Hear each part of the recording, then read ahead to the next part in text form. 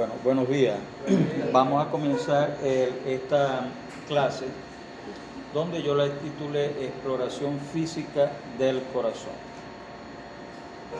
Y verdaderamente quería introducir la clase para saber qué grado de conocimiento tienen ustedes hasta ahora de acuerdo a las clases que le hayan dado en otras materias, en otra cuestión de semiología general.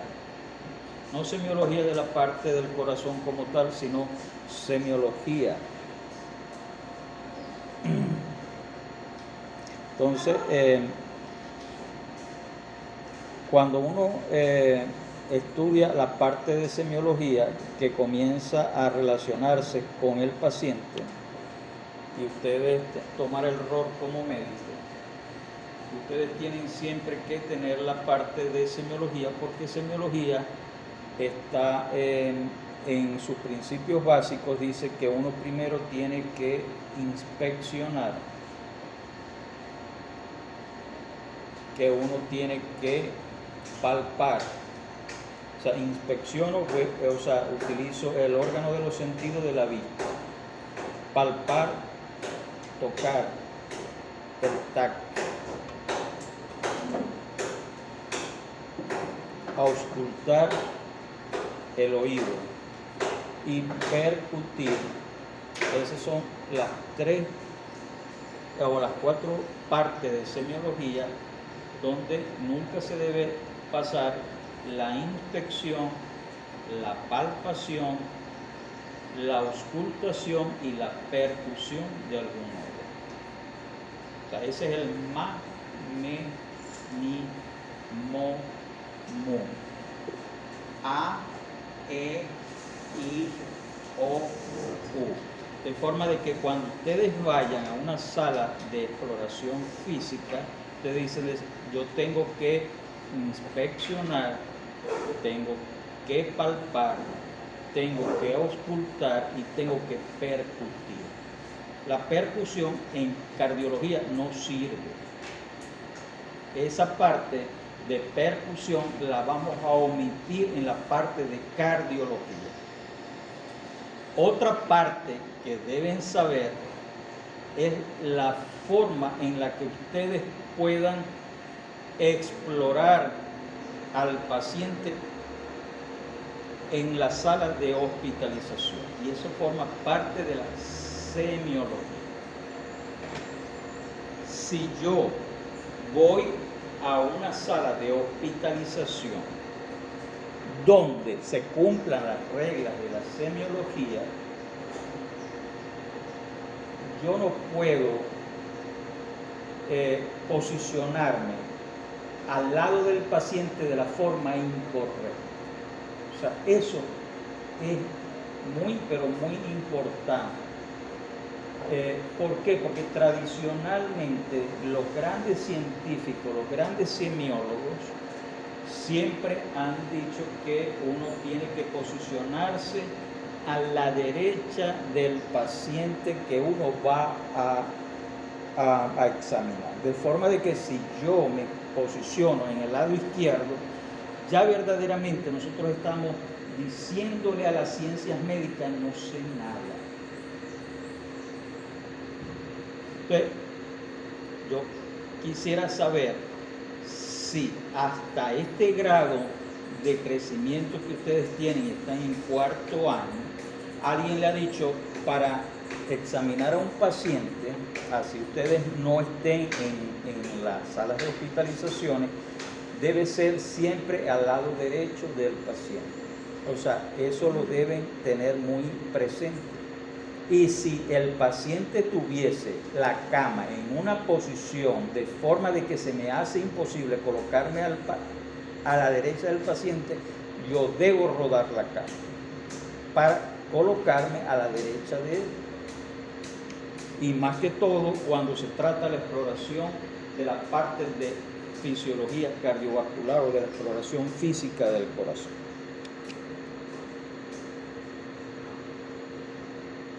Entonces, vamos a hablar de que cuando uno va a explorar el corazón está siempre contenido en el tórax del paciente, y el tórax del paciente está constituido por una caja torácica recubierta de músculo, recubierta de hueso, que son las costillas, y tiene dos vecinos principales, que es pulmón derecho y pulmón izquierdo.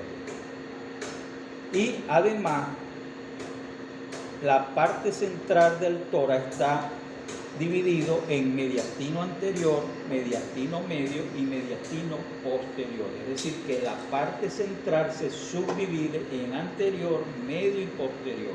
Mediastino, la parte medial. El corazón y los grandes vasos están en el mediastino medio.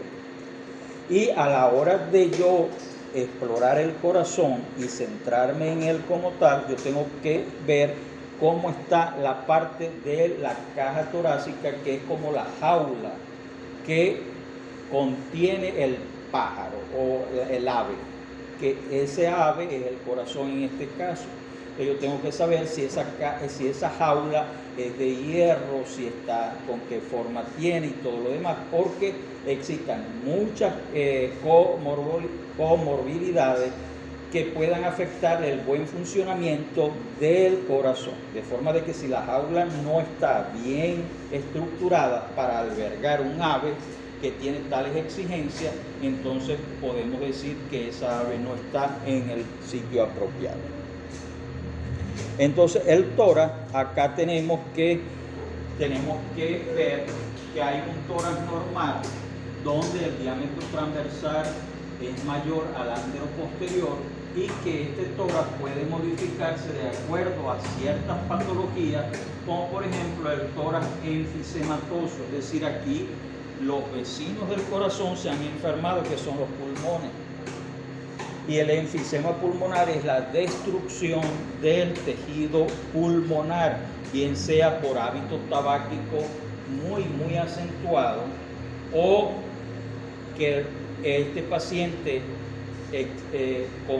viva en un ambiente donde está percibiendo siempre el humo, porque está en contacto con la candela cuando existían los fogones de leña, y todo eso se aspiraba al pulmón como tal y se creaba una destrucción del tejido. Entonces el tórax se transforma en un tórax entonero, donde el diámetro transversal es muy parecido al diámetro anteroposterior, y uno ve cómo ese paciente, en vez de tener un tórax normal, se parece como a un tonero, que es el tórax enfisematoso.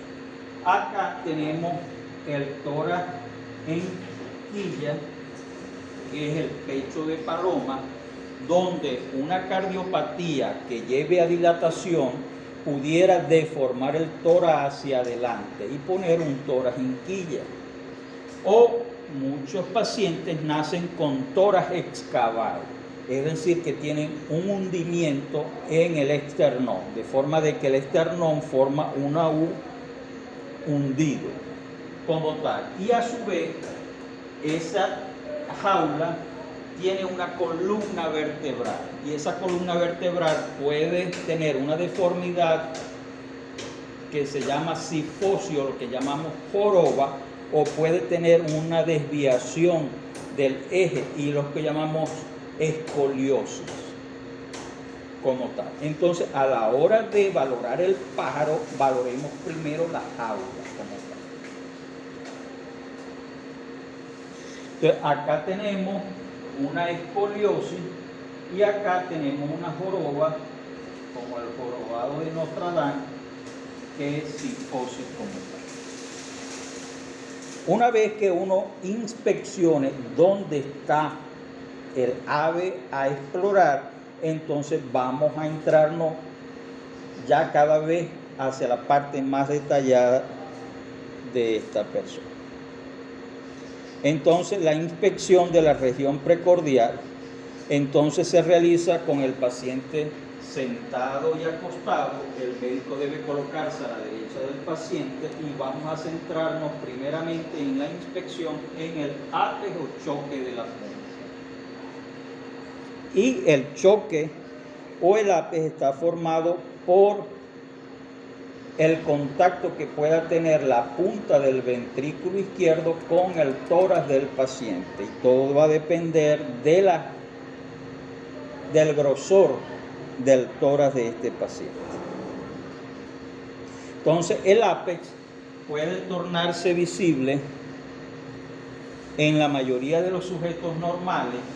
Es la proyección hacia adelante de una pequeña porción del tórax por el impacto de la punta del ventrículo izquierdo, y ese ápex está situado entre el cuarto y el quinto espacio intercostal izquierdo sobre la línea medioclavicular, o a 1 o a 2 centímetros por dentro de la misma. Es decir, que tenemos que tener referencias óseas fijas y no se muda, así sea gorda, así tenga glándulas mamarias muy prominentes y todo lo demás. Pero si tomamos en cuenta puntos de referencia ósea, el cuarto y el quinto espacio intercostal no se van a modificar.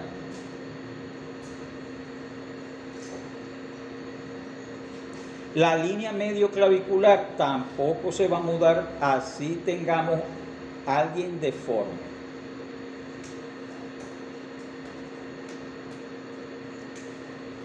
Este ápex tiene la característica de que puede desplazarse normalmente de 2 a 4 centímetros hacia la izquierda en decúbito lateral izquierdo, o lo que llamamos posición de Paschon. El corazón no es un órgano fijo que está como que aquí. Él se puede movilizar de acuerdo a la posición que yo tomo. Si yo me pongo en posición en decúbito lateral izquierdo, él tiene la capacidad de movilizarse y a recostársele a la parte izquierda de las costillas. Y ya vamos a ver qué importancia tenga de que yo pueda poner al paciente en decúbito supino o en decúbito lateral izquierdo o posición de Paschon. Y este ápex tiene la característica normal de que abarca entre 2 y 3 centímetros de diámetro como tal.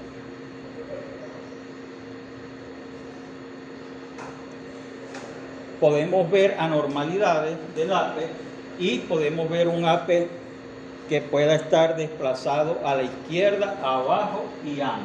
Y eso da la seguridad de que hay un incremento en el tamaño del ventrículo izquierdo, cuando no está entre el cuarto y el quinto espacio intercostal con línea medioclavicular, o a 2 centímetros por dentro de la línea medioclavicular. Si tenemos a la hora de la infección un latido sistólico para externar izquierdo, eso traduce que hay una dilatación del ventrículo derecho. Siempre el ventrículo derecho va a estar anterior al ventrículo izquierdo. Ventrículo derecho siempre, si yo tuviese que meter un picahielo o un puñal y yo decir, voy a perforar al ventrículo derecho, porque de aquí a allá yo llego al ventrículo derecho, tengo que meterlo aquí en el centro. ¿Por qué? Porque el ventrículo derecho está anterior. Si yo quiero perforar al ventrículo izquierdo, yo tengo que entonces rotar y separar, no en el centro, sino hacia la parte lateral izquierda.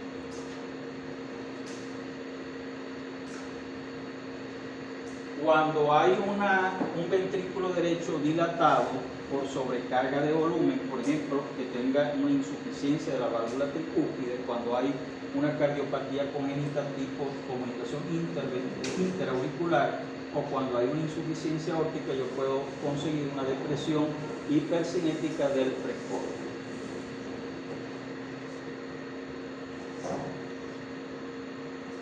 Podemos tener doble choque precordial, y esto es una traducción del tacto sobre el ritmo de galope, que es 3 sonidos cardíacos como tal. El primero y el segundo es el normal.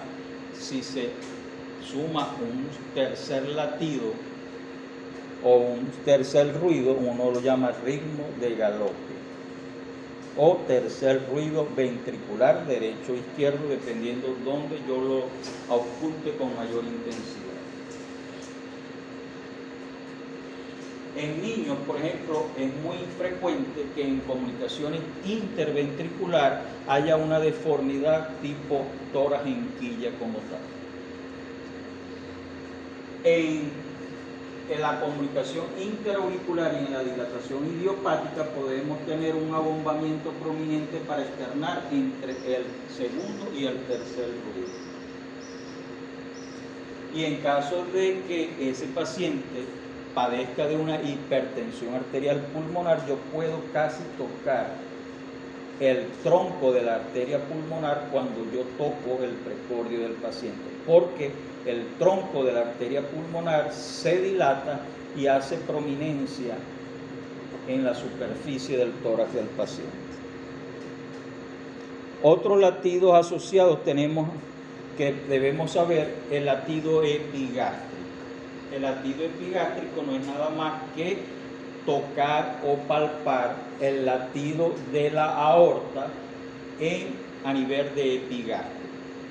Y eso es, la aorta pasa por detrás del estómago. De forma de que ustedes van a conseguir pacientes muy delgados con una pared abdominal muy delgada, donde verdaderamente el latido de la aorta en la región epigástrica puede saltar. Y la gente puede percibirlo y decir: doctor, yo me siento que algo late acá, como si fuera, y a mí me han dicho como si fuera un gato, que tuviera yo un gato aquí. Y verdaderamente, acuéstese tal, son personas muy delgadas, con una pared abdominal excavada, un tejido celular subcutáneo muy delgado, unos músculos rectos muy poco desarrollados, y verdaderamente uno logra tocar la arteria aórtica a nivel del epigastrio, y es normal en este tipo de pacientes y en ese tipo de condición. Tenemos también que ver que en coartación aórtica podemos tener un latido supraexternal, y coartación de aorta es una cardiopatía congénita. Y como esto yo les había dicho, el tórax puede tener enquilla, que es la deformidad anterior, pueden hacer excavados, puede haber una cifosis o escoliosis, o puede tener un diámetro anterior y transversal de igual longitud, y es lo que llamamos tórax enfisematoso o tórax en túnel. A la hora de palpar, se realiza primero con toda la mano. Tocar la región precordial con toda la mano, abarcando sucesivamente el mesocardio y punta, ápice y apéndice cifoide y su cercanía, y finalmente la base. En la segunda etapa, yo voy a palpar ya no con la palma de la mano, sino que yo voy a tratar de que mis pulpejos de los dedos toquen algo más fino, con mayor precisión. Entonces dejo de palpar con toda la palma de la mano y comienzo a palpar con la punta de los dedos, entre costilla y costilla, que son los espacios intervertebrales. Si yo tengo un paciente que tenga una neuritis intercostal, la gente a las neuritis intercostal, no, esos son gases. Ese dolor que tú tienes son gases. Entonces, o para nosotros es una neuritis intercostal o una osteocondritis o una suma de uno y de lo otro. Y eso lo vamos a conocer tocando al paciente. Ay, no, que él viene porque tiene un dolor precordial, es un infarto. No todo lo que duele en el tórax y en la región precordial es infarto. Y una de las fallas que nosotros tenemos es que no tocamos al paciente, solamente le decimos: ¿qué tiene? Dolor aquí, doctor, aquí, y sí me duele, es un infarto. pero lo tocaste, sentiste que cuando yo le hago así con el dedo, yo le puyo y le incremento el dolor. No, doctor, yo no lo hice. Bueno, eso se llama hiperalgesia. Algo que esté inflamado, tenemos piel, después de la piel hacia la profundidad tenemos tejido celular subcutáneo, tenemos la aponeurosis de los músculos pectorales menores y mayores, y en el sexo femenino tenemos la glándula mamaria, que puede haber una inflamación de alguna de las glándulas mamarias acá, tipo mastitis como tal. Después tenemos en profundidad las costillas, después tenemos la pleura parietal, tenemos la pleura visceral y tenemos pulmón como tal.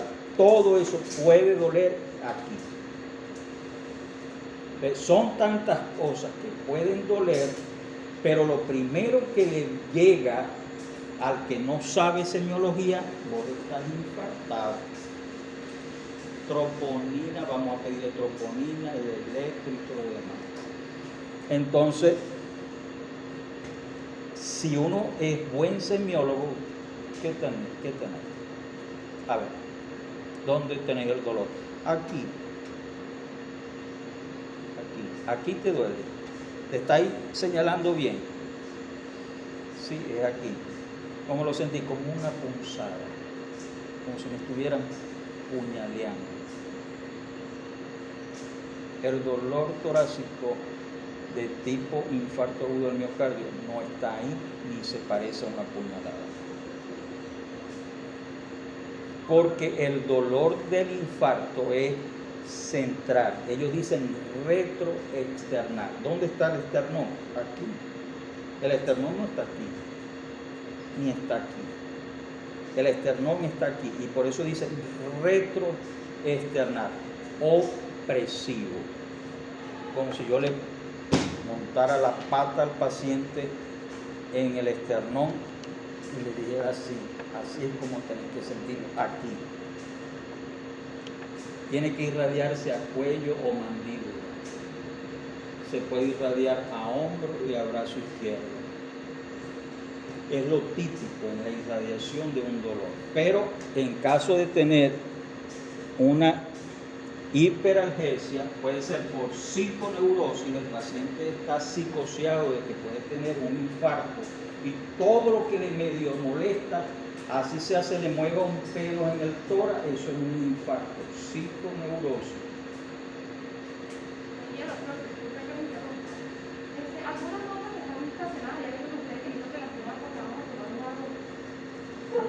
Yo tengo también. La moto. Si se infecta la raíz de un pelo, acá en el tórax también podemos tener dolor. Es policuria.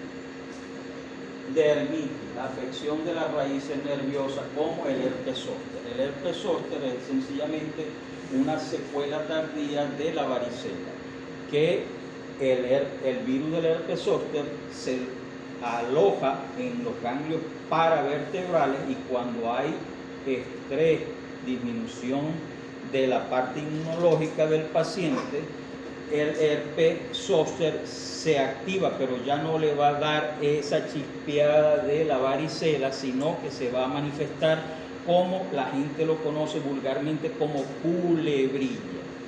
Ese es el argot popular. Y existen tantas creencias que llegan hasta rezarla, porque si se toca la cola con la cabeza, muere en el instante. Entonces lo llevan un brujo, un rezandero, para que la culebrilla no mate al paciente. Mentira. Si se muere porque tenía que morirse. Excepcionalmente pudiera haber, excepcionalmente, y es como para que no lo dejemos atrás, que puede haber hipersensibilidad en un infarto agudo del miocardio y en una angina de pecho. Luego tenemos que tocar la hiperalgesia profunda, como en los casos de osteocondritis costales, inflamación de los músculos pectorales.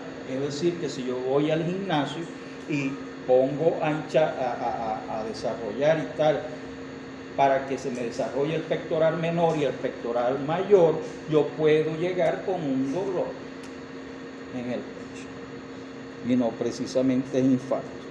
En cuanto al tipo de APES, tenemos el APES normal, y el APES normal se caracteriza porque tiene una onda de ascenso y de descenso de igual intensidad, localizada en un área pequeña donde verdaderamente ya yo les dije dónde iba a estar localizada. ¿Cómo está localizando el APES este explorador? Sencillamente aquí tiene el pulgar, el índice, y él está utilizando este dedo así, y este otro dedo lo tiene aquí, para ver si el latido carotidio coincide con el choque de la punta con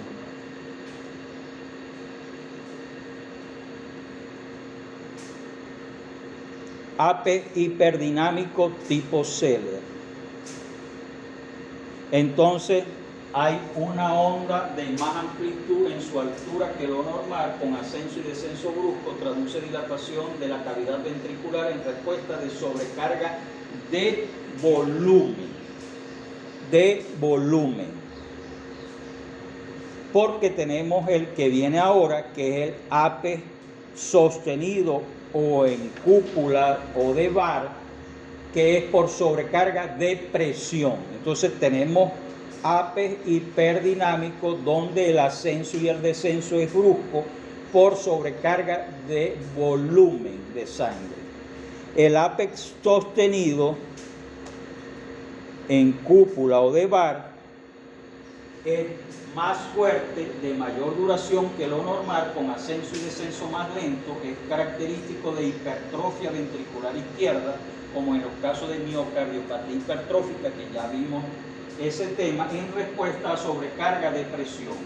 Ejemplo de un APES sostenido en cúpula o de bar en caso de estenosis de la aorta, o en casos tan frecuentes en el día a día que nos desenvolvemos como médicos, que es en caso de hipertensión arterial pulmonar, hipertensión arterial sistémica, perdón.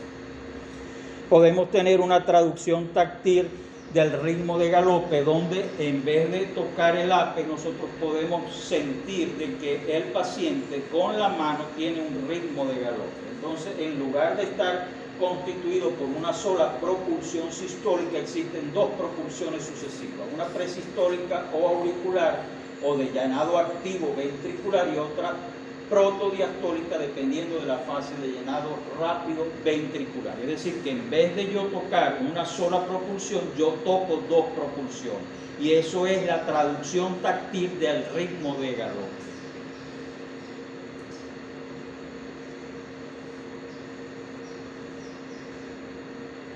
El doble impulsión alternante del APES lo vamos a tener en aneurisma de la punta, que eso se da en infarto agudo del miocardio. Una vez que se infarta el músculo se deja dilatar y se forma un abombamiento del ventrículo, y eso se llama aneurisma de la punta, lo cual es frecuente en miocardiopatía chagásica crónica e infarto agudo del miocardio.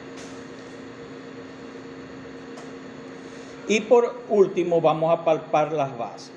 En las bases de los pulmones, ¿cómo lo vamos a tocar?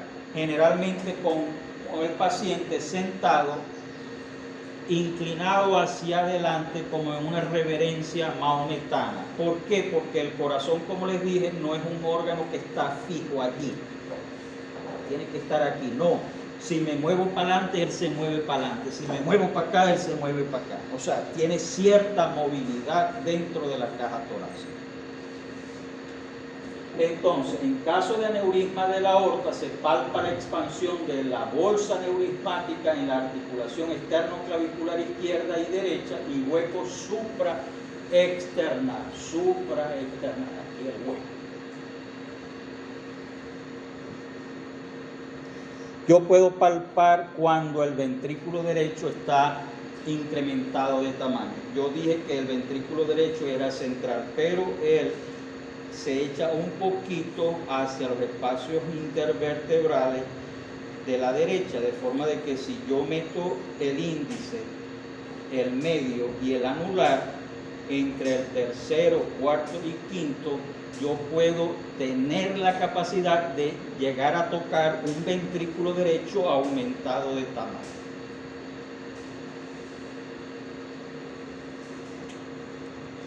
Entonces se coloca la mano derecha ligeramente flexionada sobre el borde paraesternal izquierdo, de modo que el extremo de cada dedo se apoye en un espacio intercostal a partir del tercero, es decir, tercero, cuarto y quinto. Y estoy tocando un ventrículo derecho aumentado de tamaño. Frémito, vibración o tril. Es lo mismo. Frémito, está diciendo tril. Vibración, estás diciendo frémito y tril. Esos son sinónimos. ¿Cómo se toca o cómo se come ese frémito, vibración o tril?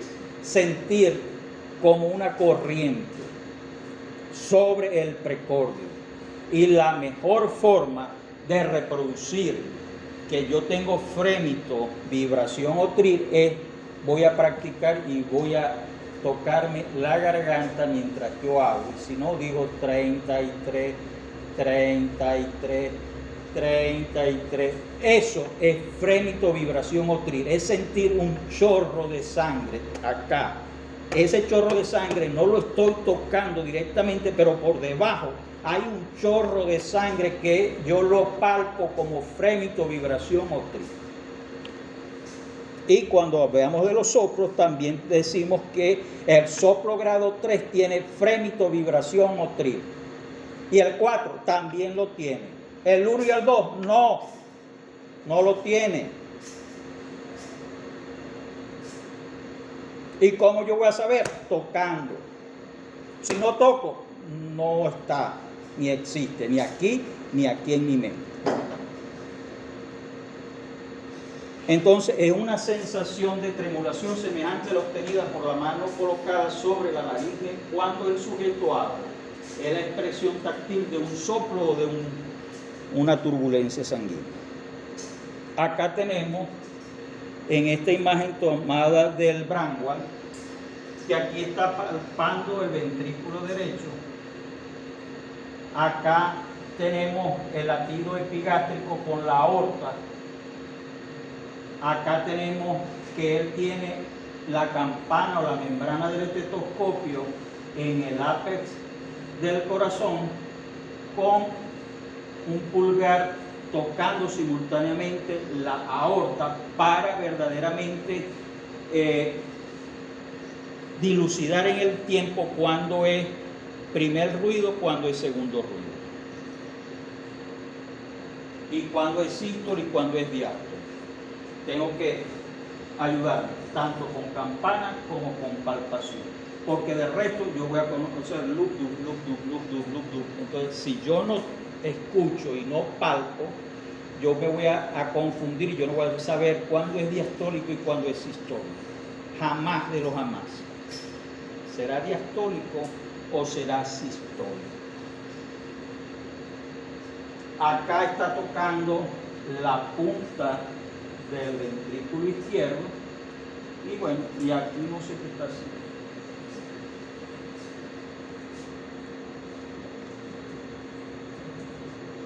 Auscultación cardíaca. Entonces vimos, es decir, inspeccionamos,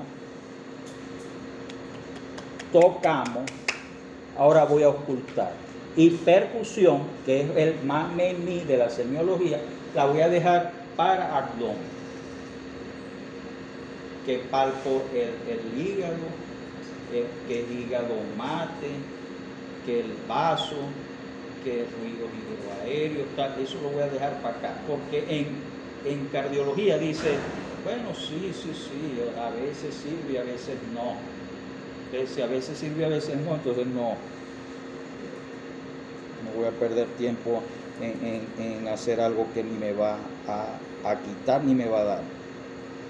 Entonces, la auscultación del paciente Acá tenemos varias posiciones. Generalmente lo hacemos aquí en el decúbito dorsal. Esto ya ustedes lo saben. Pero esta es la posición de pachón o en decúbito lateral izquierdo. Y tenemos la parte de la ocultación con el paciente sentado con una reverencia maometana, porque con esa reverencia maometana yo estoy acercando la base del corazón, que tiene dos válvulas, la base aórtica y pulmonar, la estoy acercando al tórax, y todos los fenómenos que vengan de la pulmonar y de la aorta, al yo hacer esto, yo lo acerco más y la sonoridad va a ser mucho más nítida. Aquí se está dando cuenta de que aquí está con la campana y aquí está tocando el pulso carotidio para dilucidar sístole y diástole. Tup, lup. Digo, ahí comienza la sístole. Dup, terminó la sístole y comenzará la diástole. Entonces, cuando yo escucho el lup, tiene que coincidir con el latido carotidio. Ahí ustedes dicen, aquí se inició, ni más allá ni más acá, se inició sístole. ¿Por qué? Porque escuché loop y palpé el latido carotidio. Entre el loop y el dup es sístole. Después del dup comienza la diástole. ¿Cómo yo sé que comienza la sístole? Nada, escuchando el loop que coincida con y después dup, ahí terminó. A la hora de auscultar existen los focos tradicionales de auscultación, y eso no es nada más que la cercanía de las válvulas aurículo-ventriculares y de las válvulas semilunares. Tenemos dos válvulas aurículo-ventriculares, mitral y aórtica, y las semilunares pulmonar y aórtica. Ellas se acercan mucho a los planos óseos de referencia para yo decir, este es el foco pulmonar, este es el mitral, este es el aórtico y este es el tricúspide. ¿Dónde yo voy a decir que es el foco aórtico? En el segundo espacio intercostal con línea para externar derecha. ¿Dónde yo voy a decir que es el foco de la pulmonar? En el mismo segundo espacio intercostal, pero con línea para externar izquierda. ¿Dónde voy a decir yo que es el foco de la mitral? En el quinto espacio intercostal con línea medio clavicular. ¿Y dónde yo voy a decir que es el foco de la tricúspide? En la articulación de la apéndice sifoide al cuerpo del esternón. Entonces, y tenemos un aórtico accesorio que es tercer espacio intercostal con línea para externar izquierda. Entonces tenemos el aórtico, el pulmonar, que son los semilunares, el mitral y el tricuspidio, que son las aurículo-ventriculares, y el aórtico accesorio.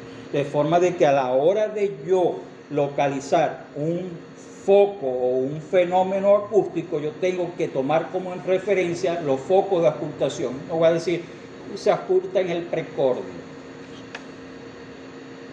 Nada, precordio es casi todo. Mejor decir que se ausculta en el tórax y soy más preciso. Sí estudiaste, sí saber.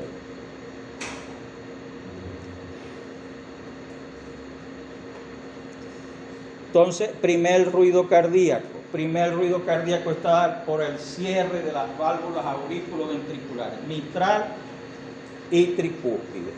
¿Cuál se cierra primero? La mitral. ¿Cuál se cierra de segundo? La tricúspide. Mis oídos están capacitados para yo escuchar que primero se cierra la mitral y la tricúspide. No, son tan cerquitas los sonidos que tu oído no te va a permitir decir, ahí se cerró la mitral y después 0.02 segundos se cierra la tricúspide. Mentira.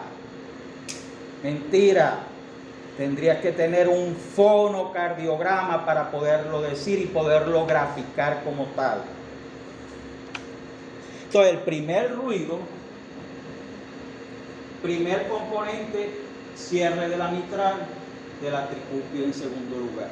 Entre esto y esto lo que existen 0.02 a 0.03 segundos que mi oído y mi cerebro no tienen aquel desarrollo para decir algo que se pegue tanto el uno al otro. Lo escucho como un solo sonido y por eso le escucho loop.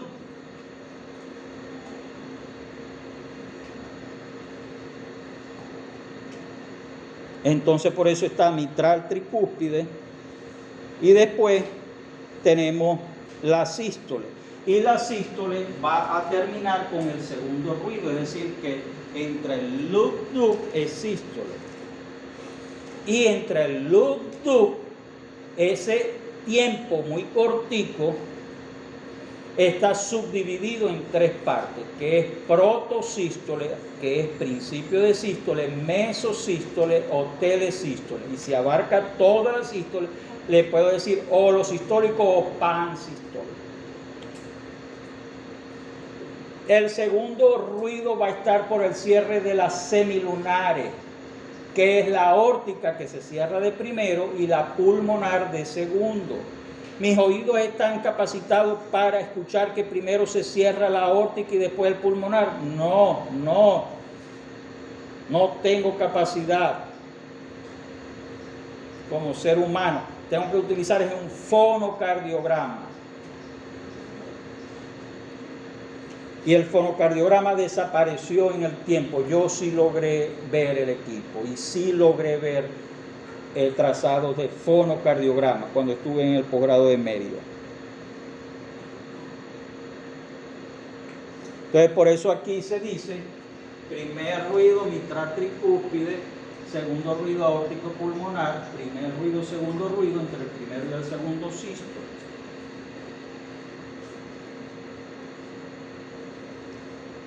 Y a la sístole se le ha llamado pequeño silencio. ¿Por qué? Porque cuando hay la frecuencia cardíaca normal entre 60 y 90, según algunos libros, o 60 y 100 latidos por minuto, la sístole dura mucho menor que la diástole. Y por eso los semiólogos dijeron, ese es el pequeño silencio. Y a la diástole le dijeron el gran silencio, porque era más grande en tiempo. Entonces, proto, meso, tele. Entonces, la diástole abarca de entre el segundo ruido y la repetición de este en el tiempo. Lo moví. Lo moví sin querer. No, la foto se recalentó. Sí. No, yo creo que yo lo moví. Porque sentí que moví. Telediástole. Protodiástole, mesodiástole, telediástole. Un fenómeno sonoro que se escuche durante toda la diástole, yo le voy a decir que es holodiastólico o pandiastólico, como tal. ¿Qué tal? Nada. Sí. Bueno, pensé que fui yo. Pues termina la clase, sí. ¿Qué más? No hay otro, Déjame ir a preguntar. porque es como muy visual. Sí, déjame ir a preguntar. O sea, yo puedo dar clase, pero es bla, bla, bla, bla, bla. Pero si uno no ve, ustedes jamás, o sea, se van a estar... ¿Qué dibujé yo allí? Prendió, ve. Está bien. Diego prendió. Con otro color, pero prendió. Entonces, ¿qué estoy dibujando yo acá? Él ve y se volvió a apagar y sin yo tocar eso. Como que se enfría y prende un ratico y después se vuelve a apagar. Entonces, fíjense, ahí que estaba yo dibujando ciclo cardíaco, la sístole y la diástole, porque ese es el ciclo cardíaco, del cual ustedes pudieron tener clase conmigo en fisiología. Y la el ciclo cardíaco estaba dado por la contracción y la relajación. Contracción y relajación. Contracción y relajación. Sístole, diástole, ciclo cardíaco. Compuesto por contracción y relajación ventricular. ¿No ocurrir un caso donde haya un desdoblamiento del segundo ruido que sea fisiológico? Sí, para allá vamos. Para allá vamos. Vamos a desdoblar primero. Vamos a desdoblar el segundo. Para el primero también se puede. Sí. Hay patologías que desdoblan primer ruido cardíaco y entonces allí tu cerebro sí va a decir, parece que lo escucho desdoblado. Parece. Y a medida tal, y el fisiológico es producto de la respiración como tal. Él dice desdoblamiento fisiológico del segundo ruido.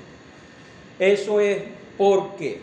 ¿Por qué se desdobla fisiológicamente el segundo ruido?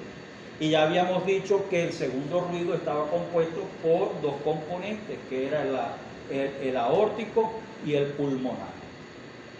Cuando yo estoy respirando, yo tomo aire y saco aire de mi pulmón. Es decir, inspiro y expiro aire como tal. Voy a inspirar.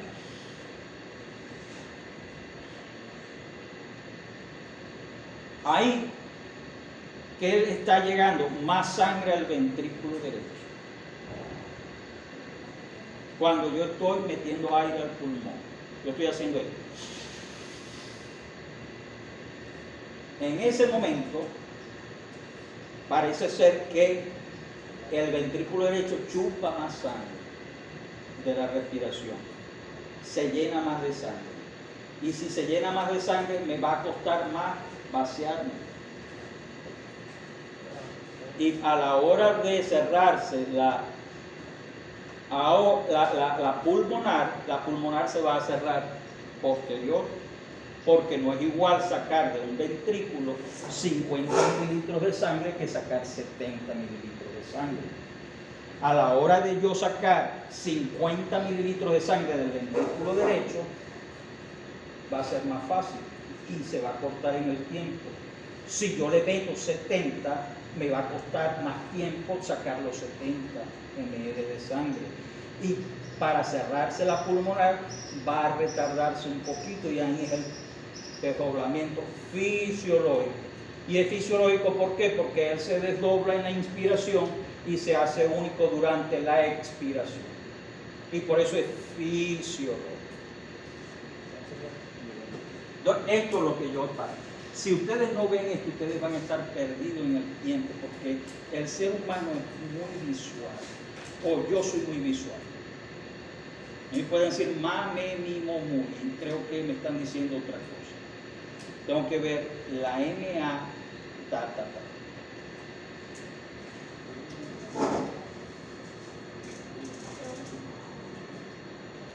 Entonces, fíjense, acá, esto lo conocen, el que estudió fisiología, estudió. Aquí hay un fonocardiograma, esto lo logré yo ver. Aquí está el componente mitral y el componente tricuspidio, aquí ocurre la sístole. Y acá, en el fonocardiograma, está este componente que es el aórtico y el pulmonar, que es el segundo ruido. Y acá le marcaron un tercer ruido. Esto es el fonocardiograma.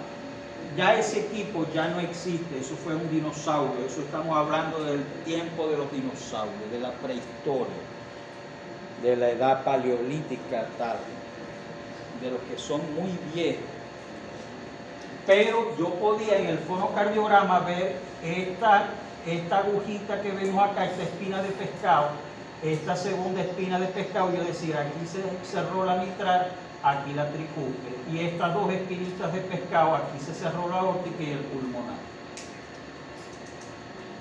Eso se logra ver, más mis oídos no lo pueden escuchar por estar tan cercano. El primer ruido se produce exclusivamente por el cierre de la válvula mitral y tricúspide. En el AP es más intenso, más largo y de tonalidad mayor que el segundo ruido.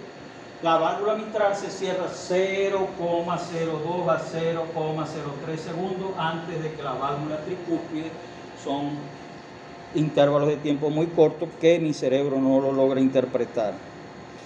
Vamos ahora del primer ruido lo vamos a disminuir de intensidad. ¿Qué condiciones me pueden hacer que yo escuche con más dificultad un primer ruido?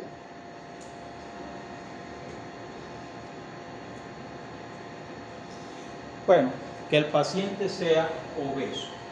El paciente obeso tiene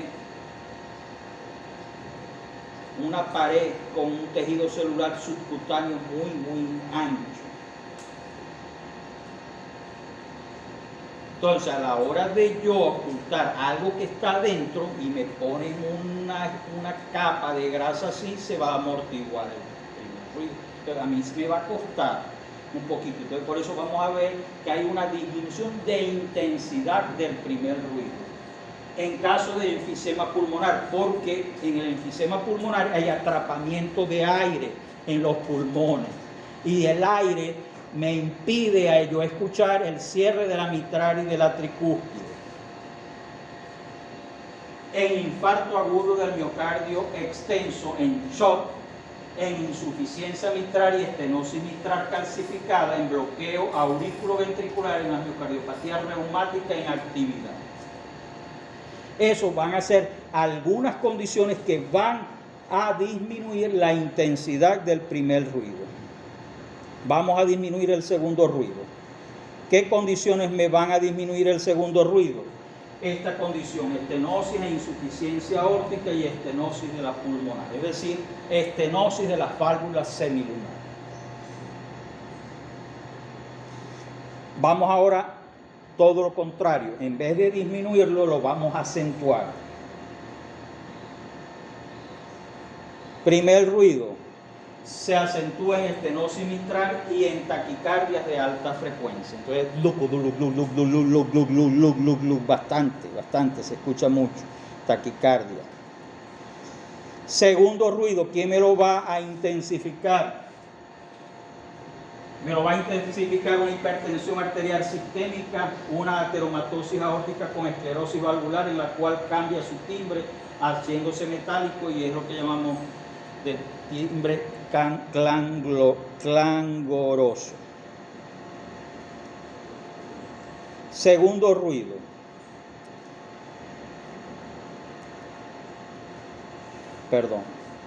Segundo ruido aórtico.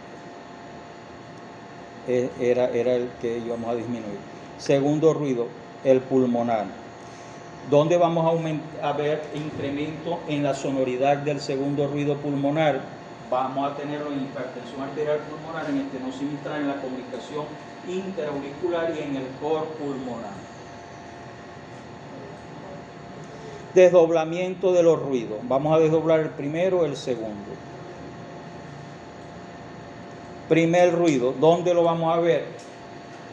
El primer ruido lo vamos a conseguir desdoblado en bloqueo completo de la rama derecha del haz de His y en una cardiopatía congénita llamado anomalía de Einstein. La anomalía de Einstein es una inserción baja de la válvula tricúspide.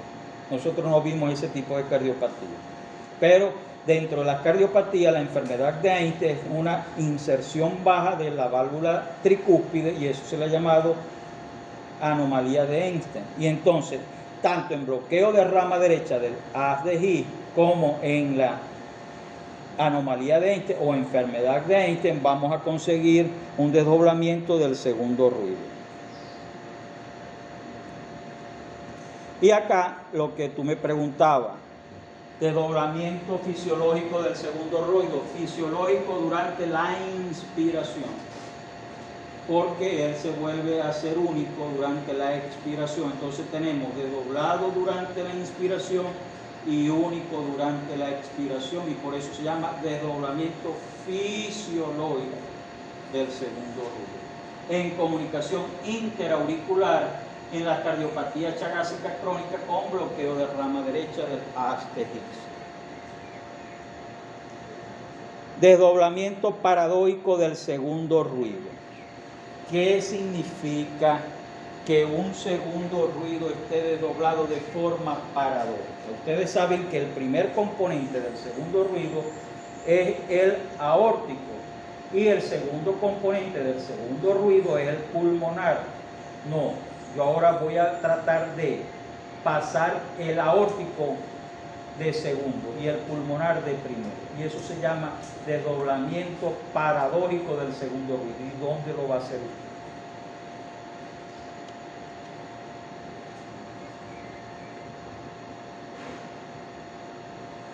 Ya. Desdoblamiento paradójico del segundo ruido. Bloqueo de rama izquierda del haz de His en algunas estenosis aórticas. Si yo no analizo eso, yo no voy a saber por qué el aórtico se pasó de segundo y el pulmonar ahora es de primero. En bloqueo de rama izquierda del haz de His, la activación del ventrículo izquierdo va a estar retardada y al estar retardada, el sonido de la aórtica va a estar de segundo porque va a estar retardado. Yo lo voy a echar para allá en el tiempo. Y en estenosis severa de la válvula aórtica le va a costar tanto al ventrículo hacer la sístole que a la hora de cerrarse la aórtica también le va a costar, entonces lo voy a mudar porque le costó más. Gráficamente, como vemos, aquí vamos a ver desdoblamiento del primer ruido que está desdoblado. Componente mitral y tricuspidio más alejado el uno del otro. Aquí voy a desdoblar el segundo ruido y voy a separar el componente aórtico y pulmonar, y en la tercera voy a desdoblarlo de forma paradójica.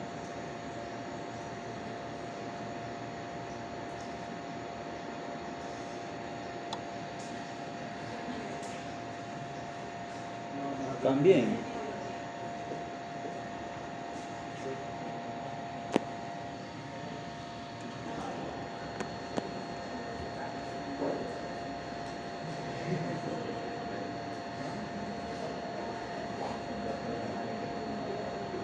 Le falta poco también.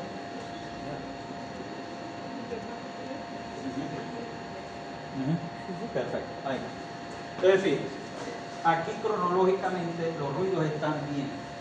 Aquí cronológicamente ocurre primero mitral y tricúspido, pero se separaron. Aquí está bien el aórtico y el pulmonar y están juntos. Y si se repite este primer ruido desdoblado, vamos a conseguir separación en tiempo del mitral y del tricúspide. Pero verdaderamente la secuencia es normal. Mitral, tricúspide, aórtico, pulmonar. Mitral, tricúspide, aórtico y pulmonar. Acá igual, mitral, tricúspide, aórtico y pulmonar. Mitral, tricúspide, aórtico y pulmonar. Pero acá se separaron el componente aórtico y pulmonar y este es el desdoblamiento del segundo ruido. Aquí es cuando yo le digo invertir de forma paradójica el segundo ruido. Aquí va a ser primero pulmonar y aórtico. Lo normal es que sea este aórtico acá y el pulmonar sea acá. Entonces, esto es lo que llamamos desdoblamiento paradójico del segundo ruido, que ya dijimos que iba a estar en casos de bloqueo completo de la rama izquierda del haz de His o una estenosis aórtica como esta. Entonces, fíjense que a la hora de saber la parte de cardiología, hay unas otras cositas que deberían de saber para que ustedes no vayan netamente a la parte auscultatoria. O sea, ¿qué objetivo tiene esto? Bueno, saber que hay un primer ruido, que hay un segundo ruido, que el primer ruido está compuesto por tal cosa, el segundo ruido está compuesto por tal cosa. Desde el punto de vista de la fisiología, el primer ruido puede estar aumentado de intensidad, el primer ruido puede estar disminuido de intensidad, el segundo ruido igual puede estar aumentado de intensidad, puede estar bajado de intensidad, y podemos tener desdoblamientos fisiológicos, como lo comentó el colega, y tenemos desdoblamiento paradójico del segundo ruido. O sea, si no conocemos el mame mimo, que es el primero y el segundo ruido, yo le estoy dando el teterito para que después coman el mondongo. Leche maternizada de la teta de la madre. Y después le clavo el mondongo en cuchara. En todo caso. Porque nos vamos a ir complicando o algo más complicado. Entonces, si ustedes no saben eso, ¿cómo van a saber ya el tercer ruido y el cuarto ruido si no se saben lo normal, primero y segundo ruido?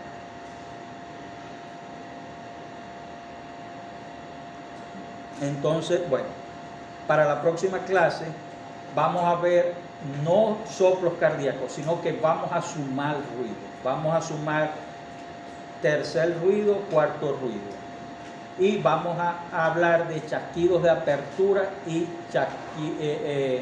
otros tipos de sonido cardíaco. Es la parte teórica como tal.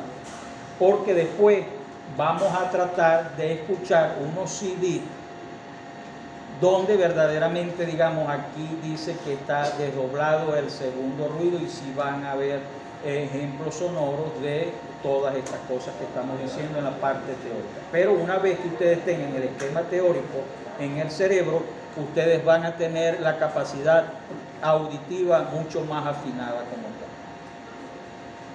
Y la otra clase va a ser ruidos asociados a lo normal. Voy a dar la nota del examen.